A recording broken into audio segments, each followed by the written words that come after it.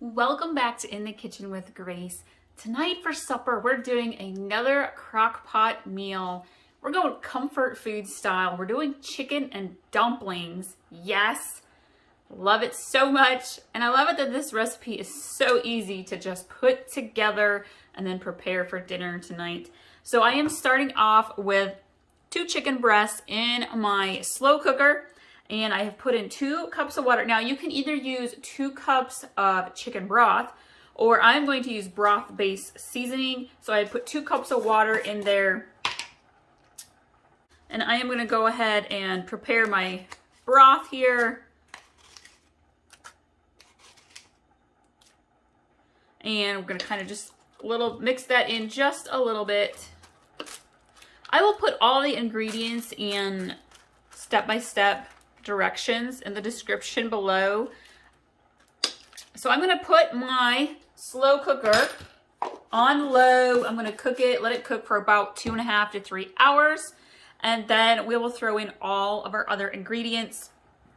I've got cream of chicken, cream of celery. I got to add my roasted garlic and herb chicken seasoning quick. Let that cook in to the chicken. I have my bag of mixed vegetables. Now you could use a bag of peas and carrots. I like to kind of throw it all in. So we've got corn and green beans too.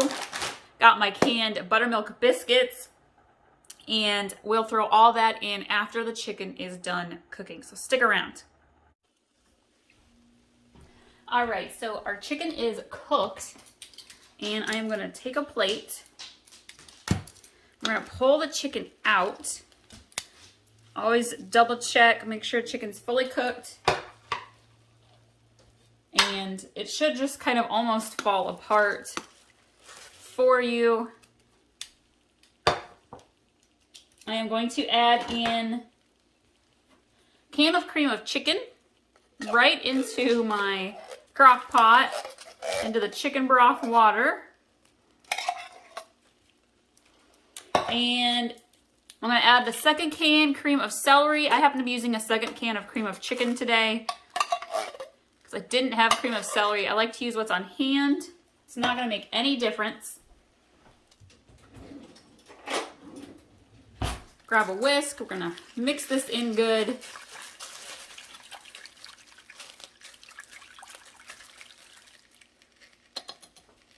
I am going to add in, normally I would add in about half of an onion diced, but I actually have a baggie of frozen celery, yellow bell pepper, and some onion that I had in the freezer to use up. It's perfect for soups and stews, chicken and dumplings. Mix that in. I'm going to add some parsley, probably about 2 tablespoons. I'm going to add a little bit more of my roasted garlic and herb chicken seasoning. You could add some salt and pepper. We're going to whisk that in good. I have my frozen mixed vegetables. Pour those in. And then I'm going to take 2 forks quickly and kind of shred my chicken apart. Chicken is shredded, so I'm going to go ahead and put that right back into our crock pot. Mix that in good with the vegetables. And then my can of biscuits, I'm using buttermilk biscuits. Basically, I just rip it in half and then in half again. If you want to, you can make them up a little bit smaller. You want them to be about thumb-sized, bite-sized pieces. Plop those in there.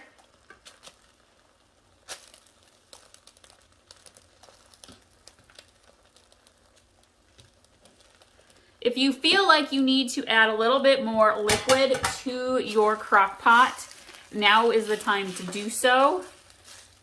I might add about another half a cup or so, because as your biscuits cook, they're going to expand and absorb some of your moisture.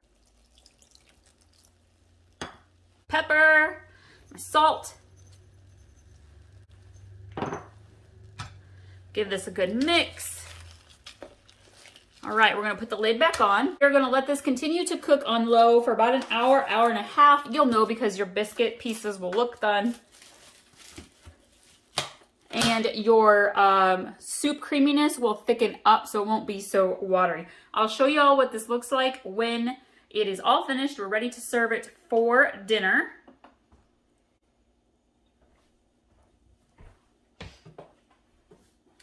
Gotta show you all. Made a batch of blueberry vanilla chocolate chip cookies to have for an after school snack dessert for the kids. I'll link to that recipe too. Be sure to check out all of our other slow cooker recipes. I've got quite a few of them now, and they just make your weeknight meals so much easier. All right, you guys, it's almost dinner time. And oh, look at that. It smells so good. I cannot wait to eat this for dinner. Look at these chicken and dumplings.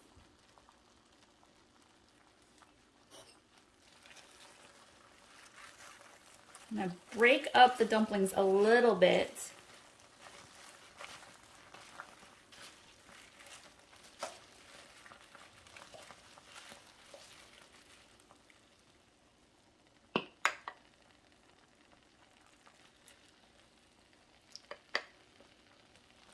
Right.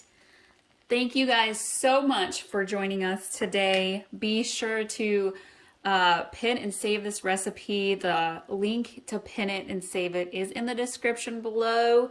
And if you're not following us on Facebook and Instagram, you can do so at In the Kitchen with Grace.